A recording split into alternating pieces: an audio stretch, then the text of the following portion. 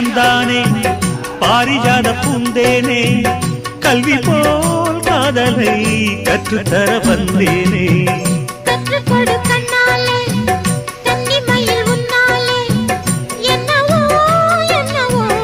இன்பங்களை கண்டாலே பருவக் கனவு பிறக்கும் பொழுது இறகு முளைத்து பறக்கும் மனது